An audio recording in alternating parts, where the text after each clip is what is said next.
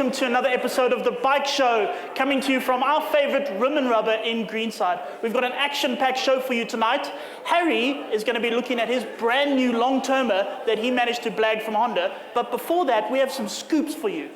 Tonight in the studio, we have Yamaha's new XSR 900. And when I say scoop, I mean scoop. They have literally just offloaded off the plane, and it is here in the studio tonight, and we will be bringing you a road test of it late in the next few weeks. But speaking of absolute secret from Japan, they also have the new MT-10. It is the much anticipated stripped down Yamaha R1. Now, before its unveiling at the SA Bike Festival, it is such a secret that nobody is allowed to ride it. Nobody is even allowed to see it, except us. He's absolutely right. This is Yamaha's new MT-10, perhaps the most eagerly anticipated new sport bike of 2016. But now, what is so special about it? I mean, isn't it just an R1 with all the bodywork taken off?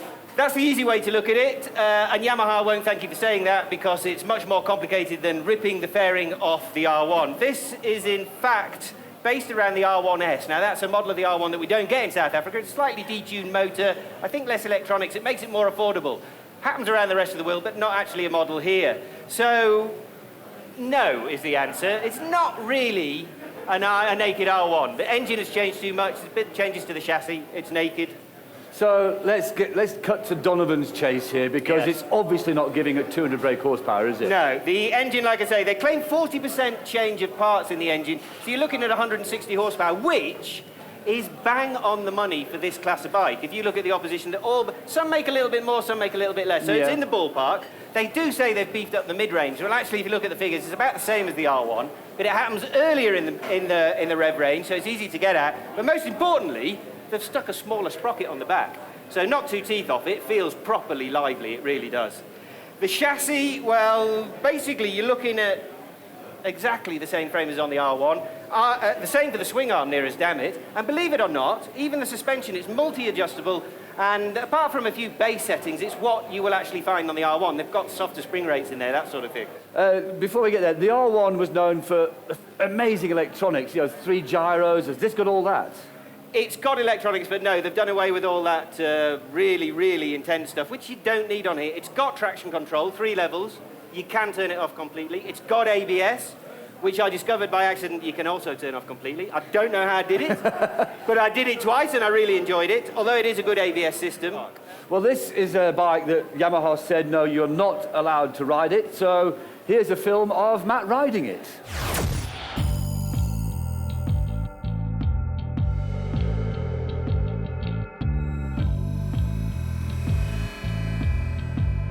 At Red Star Raceway, I started riding in B mode, because obviously the quickest throttle response is what you need at the track. Except in this case it isn't, and I settled in the end for standard mode and its smooth, predictable effect on the engine. It's the best mode for wheelies too, on a bike that loves to spare the rubber on the front wheel. That roomy riding position might be good for comfort, but it's also great for throwing yourself around the bike. So even though the MT-10's R1 DNA screams racetrack refugee, it actually makes for a decent sport tourer. Once I'd prodded enough buttons, I accidentally managed to turn both the traction control and ABS off, which is kind of what you want for dealing with the track anyway. The brakes themselves have enough power, but they lack the outright feel of true sport bikes like the R1. Given then that the R1 is my favourite handling of all the superbikes, it comes as no surprise whatsoever to find that the MT-10 feels right at home when it's at full lean, or on the brakes, or driving out of a corner. No doubt about it, this is one sweet handling sport bike.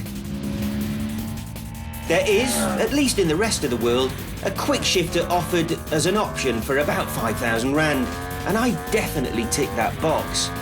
If you're going to be doing a lot of track riding, I'd also change the Bridgestone Battle Axe rubber to a sportier compound.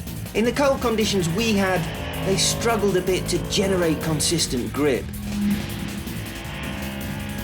I'd also think about fitting an aftermarket end can for the exhaust to improve on what is already an amazing sound from the box stock standard bike. Just have a listen to this.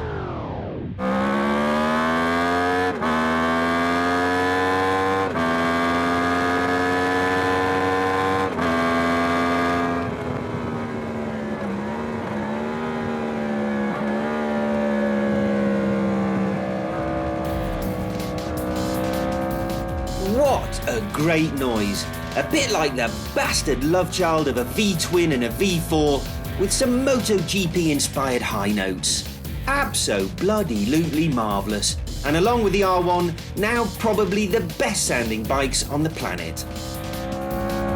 Ah yes, another wheelie because it's just professional research, you understand. It will wheelie off the throttle in first, and down at sea level you'll struggle to keep it calm in second gear as well. But up here at altitude, a dip of the clutch in second and then into third or fourth gear depending on how you feel, and off you go.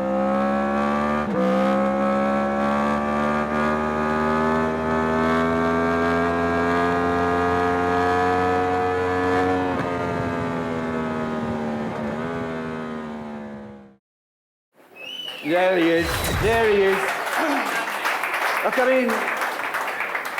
I mean, this film was about 3 minutes long. Yeah. And I think the times that we saw you on two wheels, that was the total time in the whole day that you were actually on two wheels. I'm trying to explain to you that wheeling is a valid method of testing a motorcycle. Obviously, well, you save on wear on the front I'm tyre. not joking. You can tell about its balance, you can tell about its gearbox, you can understand... This sounds like a lot of excuses for wheeling, doesn't It it? really does. And the thing is, you're talking about not getting heat into those tyres. Well, Yeah, you're not there going to we get go. any heat up there, Yeah. are you? Well, you need to be on the ground to get heat. But in all seriousness, that cross-plane engine, man, oh It's man, fantastic, it's so isn't it? wonderful. It is Two fantastic. things that sound, admit it, you felt like Valentino Rossi. Yes, I Didn't did. you? You I thought you had definitely an didn't feel Italian like accent. Lorenzo, that's for sure. No, you felt like Rossi. But I mean, with that mid-range torque that it has, I mean, even on the R1, I mean, wheeling is nothing. Even I it's could ridiculous. do it. Well, look, Donovan was there yesterday, and he had a deadline for the magazine. You had about a dozen laps if you were lucky. Yes. What was your impression? You know, okay, one thing I will say this much is that it does handle fantastically, but for some reason it also is very comfortable, is it not? Yes, yeah. I mean, that suspension, I mean, it's not going to paralyze you every time you hit a crack in the road, like many of the others. And not to mention the wide seat. Well, I think, that was benefit to me. Exactly. Yeah, okay, I do wasn't going to agree. say it out loud, but I thought, you We know. did mention the fact that it's part of the MT range, which is more of a road-oriented range of bikes, and that's exactly what this is. To the extent that the options include fittings for panniers. You can get How handy panniers is on that? this. Now look, before we get into TomTom art rating, I've got to point out a few. The colour scheme. Audience, if you're still awake, does anyone like the primer grey colour? I do. No. I do. Do you? I You're in a do. minority. Yeah, but you can't do wheelies.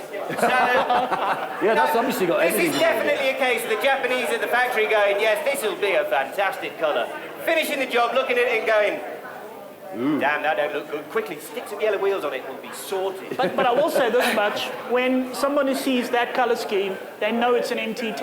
Am I This right? is true. It's not going to be Yes. mistaken for anything else. You're not gonna Okay, be here's the crunch. You've got a choice of an R1 or that. Oh, that's every day. Really? MT-10. And Every you I'm don't- thinking as an everyday bike, I mean, Yeah. more than just around a racetrack, that, definitely. Wow. Well, that's Okay, quite well, let me impressive. have a look at the old spec box. 4.5 out of 5. Why did I drop half? Why did you drop half?